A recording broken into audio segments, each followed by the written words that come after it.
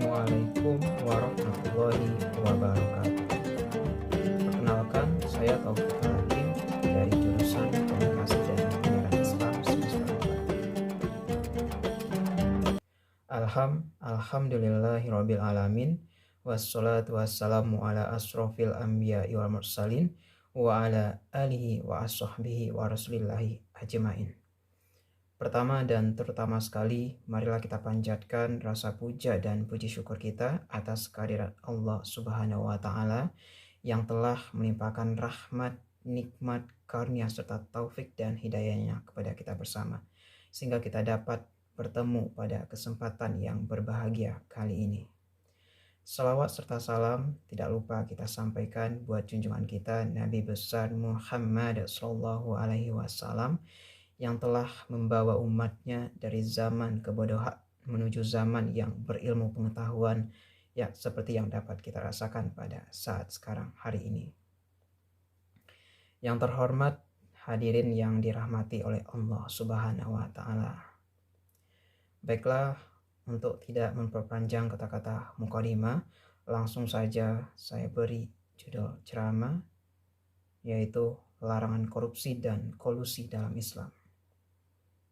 Hadirin yang dirahmati oleh Allah Subhanahu wa Ta'ala, dalam hadisnya yang berbunyi, A'udzu billahi minasyaitonir rajim. Bismillahirrahmanirrahim. An Abi Hurairah qala la'an Rasulullah sallallahu alaihi wasallam ar-rashi wal murtashi fil hukm. Yang artinya, dari Abu Hurairah radhiyallahu anhu, dia berkata, Rasulullah Shallallahu Alaihi Wasallam melaknat pemberi suap dan penerima suap di dalam hukum. Hadis riwayat Ahmad. Dari hadis tersebut dapat kita ambil pelajaran bahwa menyuap dalam masalah hukum adalah memberikan sesuatu baik berupa uang maupun lainnya kepada penebak hukum agar terlepas dari ancaman hukum atau mendapatkan hukum ringan. Perbuatan tersebut sangat dilarang dalam Islam dan disepakati oleh para ulama sebagai perbuatan haram harta yang didapat melalui perbuatan di jalan yang batil. Hadirin yang dirahmati oleh Allah Subhanahu wa Ta'ala. Praktik suap menyuap sangat berbahaya bagi kehidupan masyarakat karena akan merusak berbagai tatanan sistem yang ada di masyarakat dan menyebabkan terjadinya kecerobohan serta kesalahan dalam menetapkan ketetapan hukum. Akibatnya akan terjadi kekacauan dan ketidakadilan di tengah-tengah masyarakat.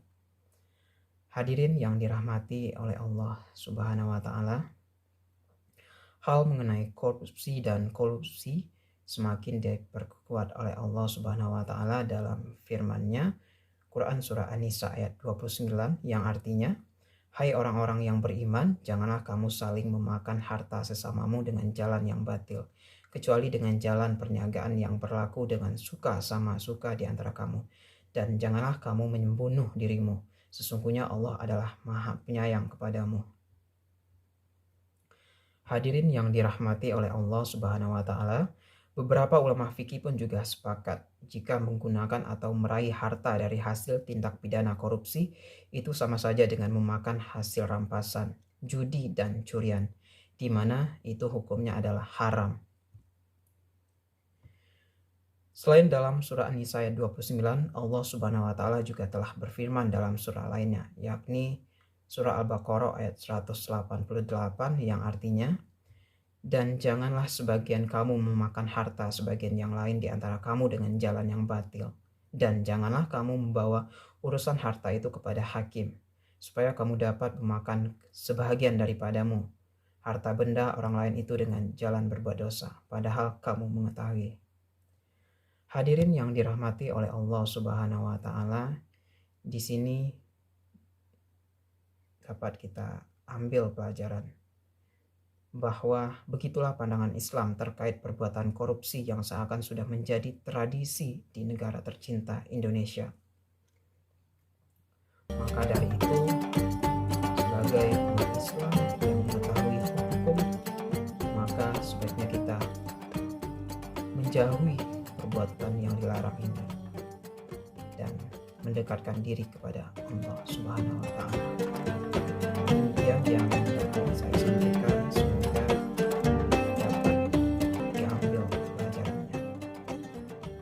Sekian, terima kasih. Assalamualaikum warahmatullahi wabarakatuh.